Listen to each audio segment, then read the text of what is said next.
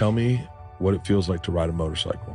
You cut through places and the country in a way that you can't. It's closer to horseback than it is to flying.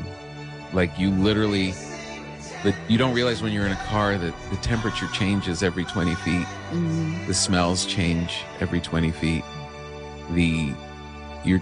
At a certain point, you're just one with this bike. You're just literally this one entity slicing through the environment.